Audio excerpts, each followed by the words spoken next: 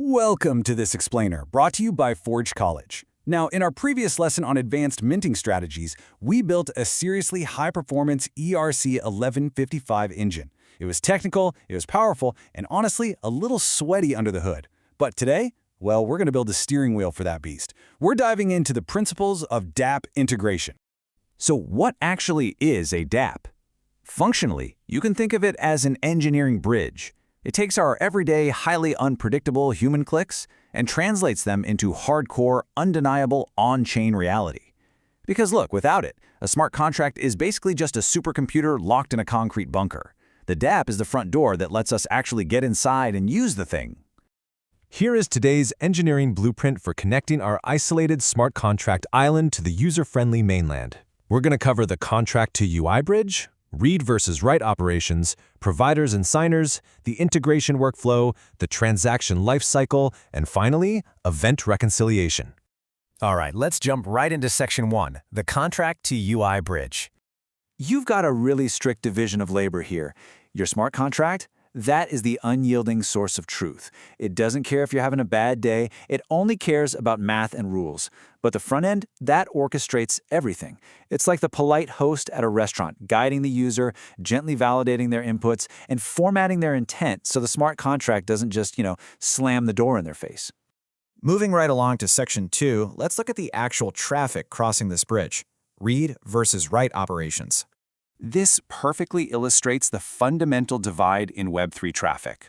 On one side, you have read operations. It's exactly like casually window shopping. It's fast, completely free, and totally permissionless. But write operations? Oh, that's when you actually step inside and buy something.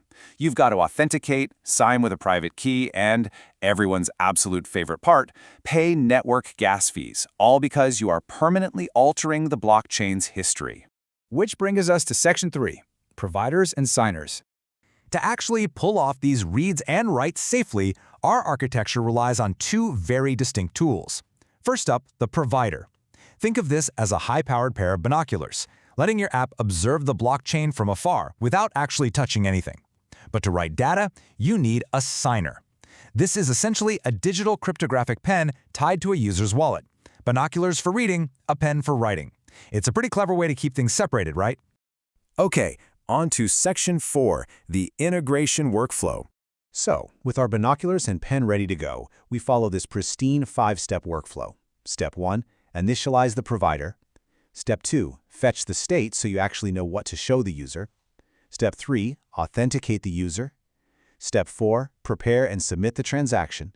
And Step 5, reconcile the events to update the UI. It's a beautifully logical flow to bring the whole shebang to life. Let's zoom in a bit on Section 5, the transaction lifecycle. Because clicking submit is really just the beginning of the journey. I mean, we've all been there, right? Staring at a loading spinner, feeling that mild sense of panic, wondering if our digital assets just vanished into the ether. Guiding your users safely along this timeline, from idle to awaiting signature to pending, and finally over to confirmed, without causing them to abandon the app in a cold sweat, that is the hallmark of truly great UI design. You literally have to hold their hand through time. To prevent that user panic, we use this incredibly handy lookup table. If the state is idle, just show cash balances. Awaiting signature, pop open that wallet prompt. Pending, give them an Explorer link so they can obsessively refresh the transaction hash on their own. And when it's confirmed, update the data. It keeps users calm, and honestly, more importantly, it stops them from violently mashing the submit button a second time. But before we move on, we gotta flash a massive neon warning sign here. Never substitute front-end checks for on-chain enforcement. Remember, a front end is just a display.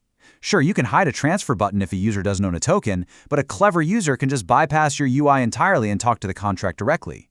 The big takeaway here? Orchestrate in the front end, for sure, but enforce your absolute security on-chain.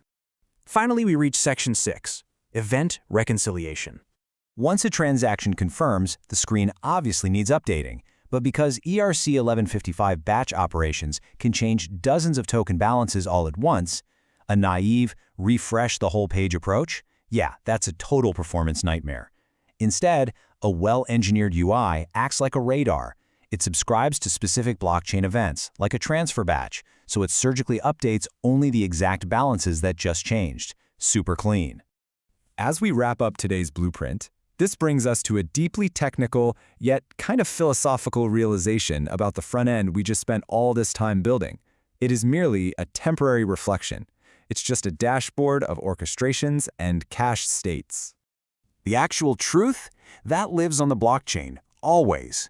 In our next lesson, wallet integration and user authentication, we'll cover the secure connections required to safely access that truth. But I want to leave you with this final, somewhat provocative question. If your front end can be completely bypassed by anyone at any time, how truly bulletproof are the smart contracts holding your assets? Definitely something to chew on. Thanks for joining me for this explainer, brought to you by Forge College. To dive deeper and continue your Web3 journey, be sure to visit forge.college. Catch you next time.